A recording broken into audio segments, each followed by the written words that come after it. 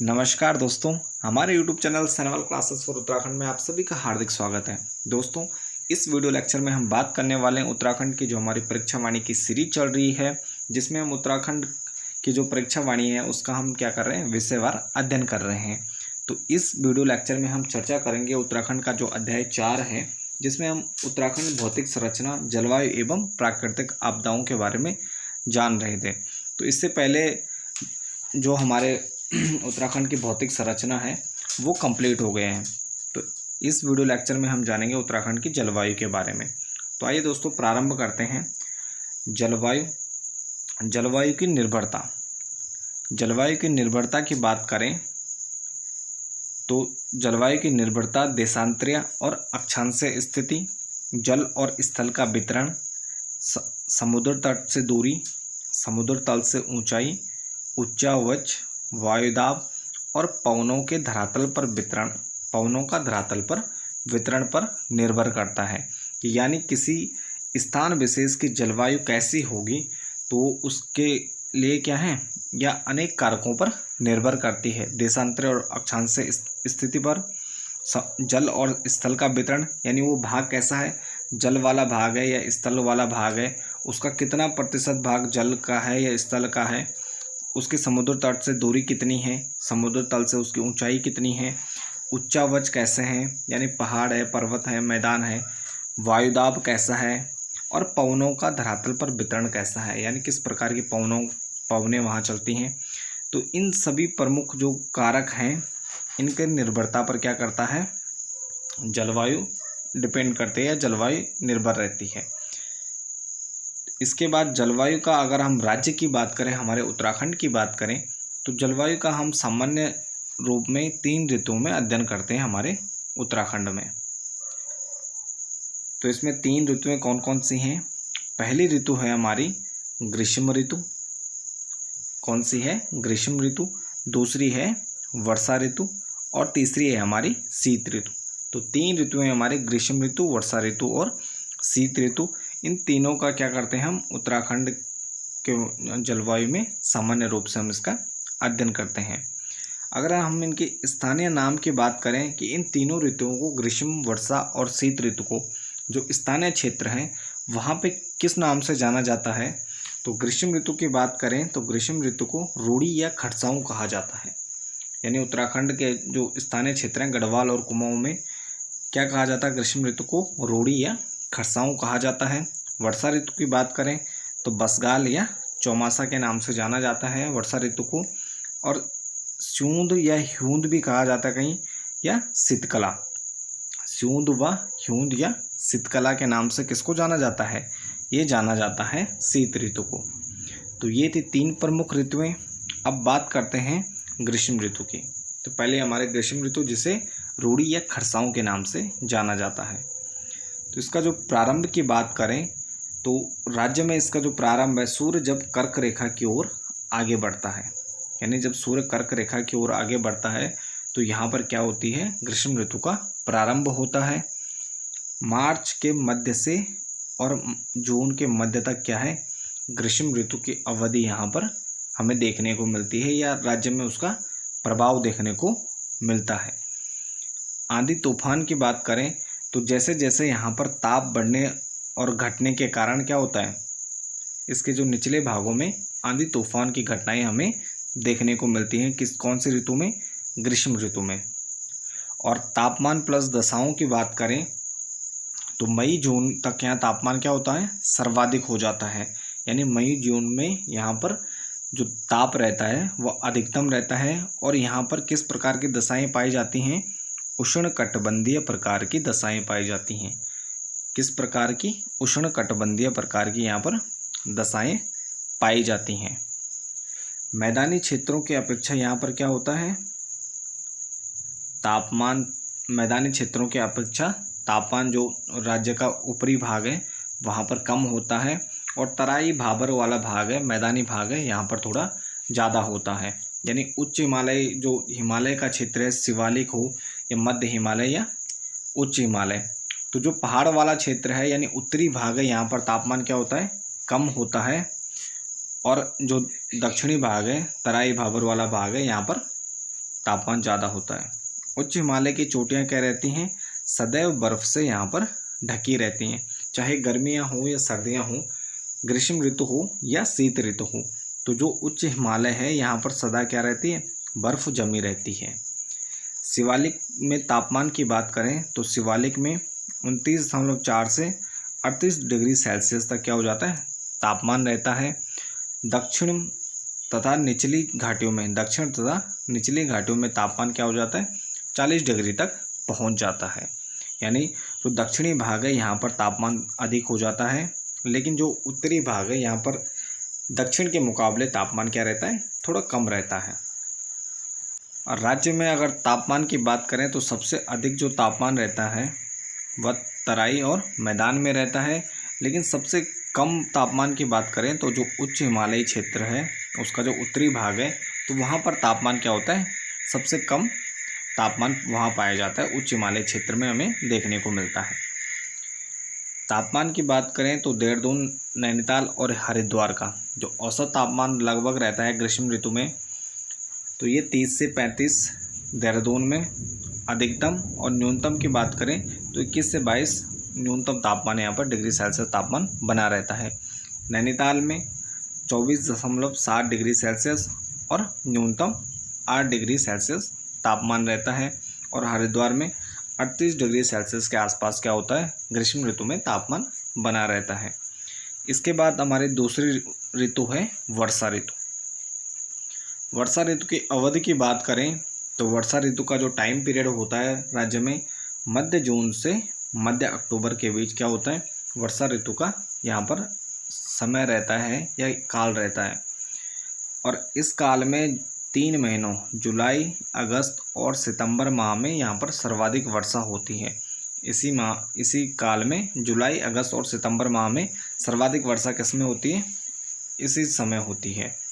Monsoon प्रवेश की बात करें तो यहाँ पर मानसून 15 जून के आसपास प्रवेश करता है, और यह गुजरात तट से दक्षिणी पश्चिमी मानसून यहाँ पर 15 जून के आसपास प्रवेश करता है, और ये दक्षिण पूर्व दिशा से प्रवेश तथा यह क्या करता है, कम वर्षा इस मानसून से यहाँ होती है। ये जो दक्षिणी पश्चिमी मानसून है दक्षिण पूर्व दिशा से यहाँ पर क्या करता है, प्रवेश करता है। मानसून कौन सा है, दक्षिणी पश्चिमी मानसून है, और दक्षिणी पूर्व दिशा से क्या करता है, राज्य में प्रवेश करता है, तथा इस मानसून से क्या होती है, यहाँ पर कम वर्षा होती है। यानी जो अरब सागर वाला मानसून है, दक्षिणी पश्चिमी मानसून है, तो इससे जो वर्षा होती है तो राज्य में क्या होती है, यहाँ पर कम वर्षा होती है, और ये 15 जून के आसपास यहाँ पर क्या करता है, राज्य में प्रवेश करता है। लेकिन इससे यहाँ पर क्या होती है, कम वर्षा होती है, और राज्य में जो अधिकांश वर्षा होती है वो बंगाल की खाड़ी वाले मानसून से होती है। तो ये इंपॉर्टेंट फैक्ट है, थोड़ा आपको ध्यान रखना है कि जो अरब सागर वाला मानसून है वो 15 जून के आसपास यहाँ प्रवेश करता है दक्षिण पूर्व दिशा से, लेकिन इससे क्या होती है, यहाँ पर कम वर्षा होती है। और अधिकतम वर्षा की बात करें तो बंगाल के खाड़ी वाले मानसून से यहाँ पर अधिक वर्षा होती है।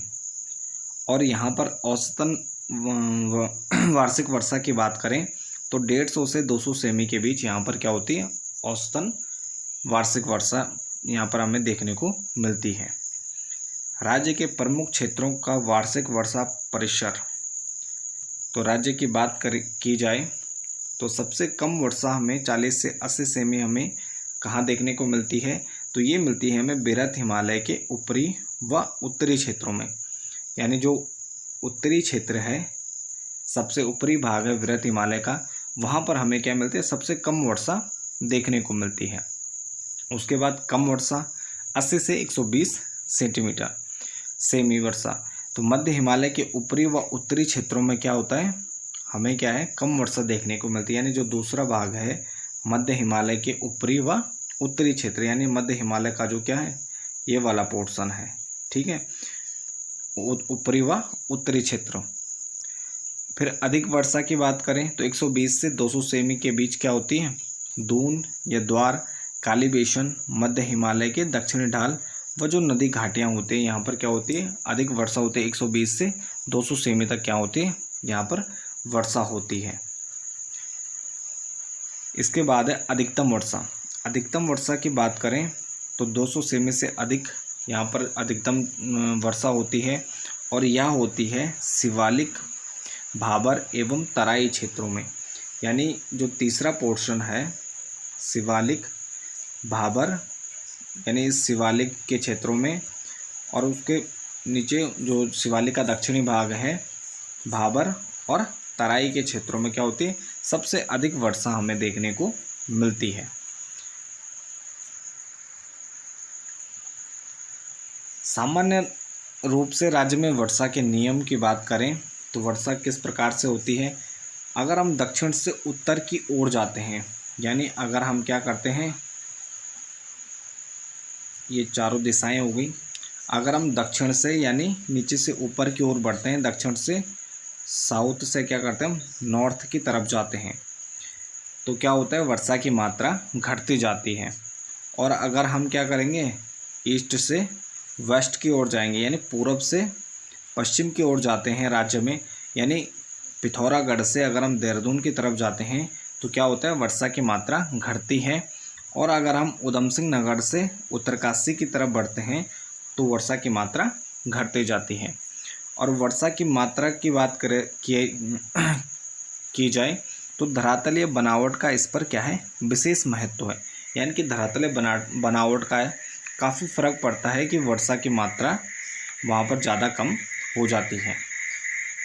धरातलीय बनावट के कारण वर्षा की मात्रा में अंतर, तो धरातलीय बनावट के कारण वर्षा की मात्रा में हमें अंतर देखने को मिलता है। तो इसका जो सबसे सटीक उदाहरण है, इसमें हमने 2 स्थान लिए हैं, नरेंद्र नगर और टिहरी।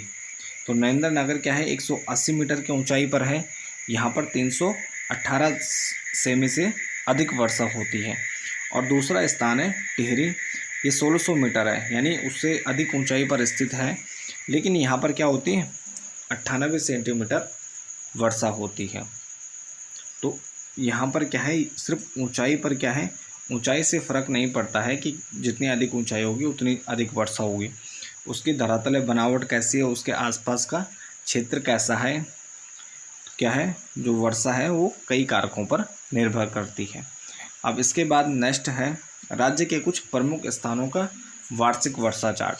तो यानी राज्य के कुछ प्रमुख स्थान हैं जहाँ पर औसत जो वार्षिक वर्षा है उसका चार्ट बनाया गया है, जिसमें पहला स्थान है नरेंद्र नगर का, यहाँ पर 318 सेमी से क्या होती है, अधिक वर्षा होती है। Rajpur 318.5 centimetre, Mussoorie 242.5 semi, Dehradun 230 semi, Kotdwar 180 semi. तो इस प्रकार ये चार्ट बनाया गया है। और टिहरी में 98 सेमी। तो यानी प्रमुख रूप से अलग अलग जगह क्या होती है, अलग अलग वर्षा हमें देखने को मिलती है। इसके बाद हमारे तीसरी जो प्रमुख ऋतु है जिसका नाम है शीत ऋतु। और शीत ऋतु की जो अवधि होती है, राज्य में शीत ऋतु की अवधि होती है मध्य अक्टूबर से मध्य मार्च के बीच। यानी कब होती है, मध्य अक्टूबर से मध्य मार्च के बीच तक हमें क्या मिलती है, शीत ऋतु यहाँ पर देखने को मिलती है। और ऋतु का जब प्रारंभ होता है, यानी शीत ऋतु आरंभ होती है, तो आकाश क्या होने लगता है, वर्षा ऋतु के बाद आकाश स्वच्छ होने लगता है और तापमान में हमें क्या है, गिरावट देखने को मिलती है। यानी लगातार तापमान क्या हो रहा था, कम होता जाता है। और सबसे कम तापमान की बात करें तो जनवरी क्या होता है, राज्य का सबसे ठंडा महीना होता है। यानी अक्टूबर के बाद लगातार तापमान कम होता जाता है और जनवरी में सबसे अधिक ठंड हमें देखने को मिलती है। हिमपात की बात करें तो 1550 मीटर से अधिक ऊंचाई पर क्या होता है, यहाँ पर हिमपात होना प्रारंभ हो जाता है।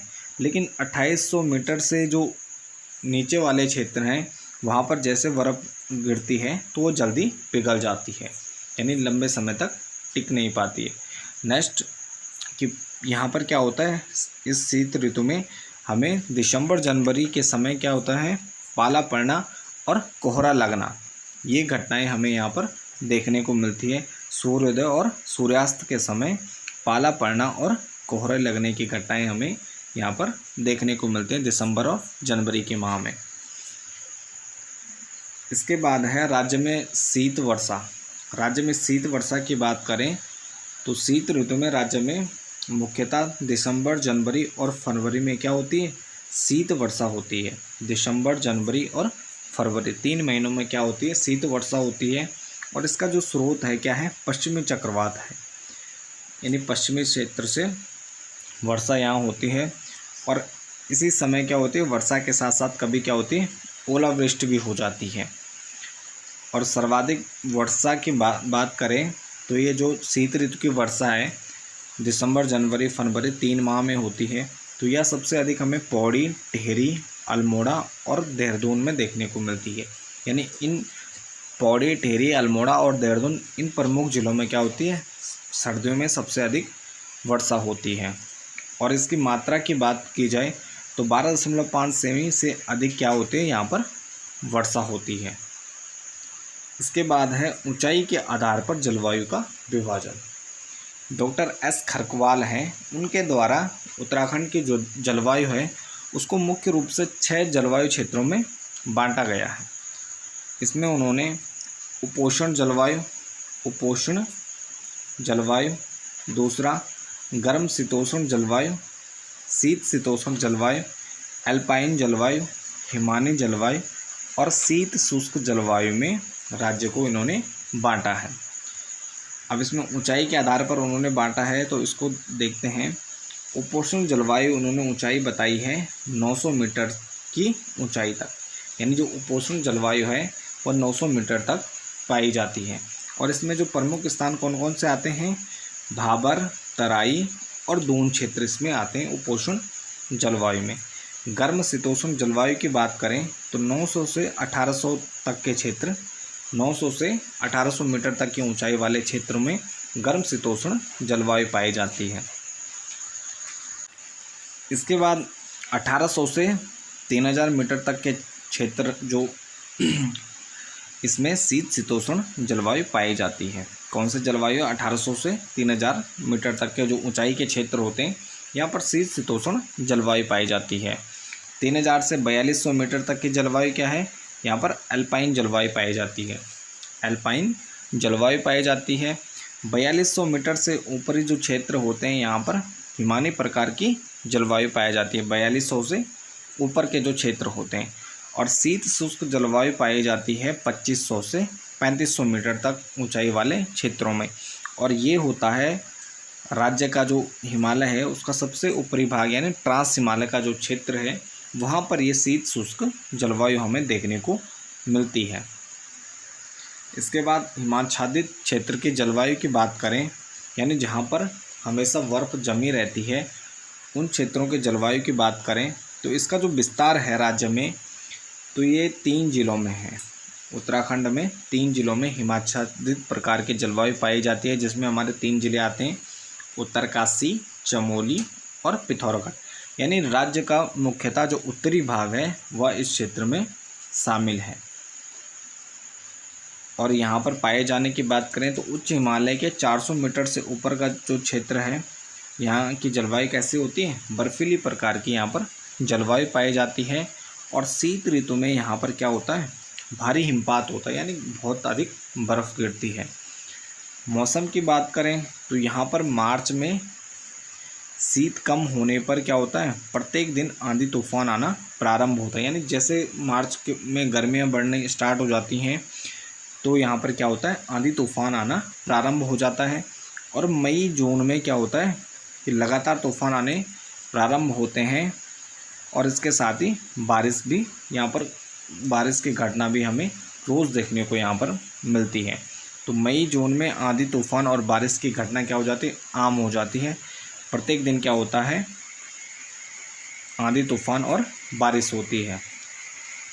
ग्लेशियरों का खिसकना एक और महत्वपूर्ण घटना है हिमाच्छादित क्षेत्र में, कि यहाँ पर क्या होता है, ग्लेशियरों का खिसकना।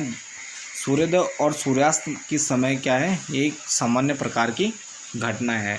ग्लेशियर खिसकते रहते हैं और तापमान क्या होता है, शीत ऋतु में या 0 डिग्री सेल्सियस से भी कम हो जाता है, यानी माइनस में चला जाता है। तो ये थे हमारे जलवायु से संबंधित परीक्षा वाणी में जो इम्पोर्टेंट फैक्ट हैं। तो हमारा इसके बाद हमारा फिर नेक्स्ट टॉपिक है आपदाएं, तो उसको अगले वीडियो में देखेंगे। तो इसके साथ ही इस वीडियो लेक्चर को यहीं पर समाप्त करते हैं। बने रहें चैनल के साथ। अगर आपको वीडियो पसंद आता है तो लाइक कमेंट शेयर ज़रूर कीजिएगा। धन्यवाद।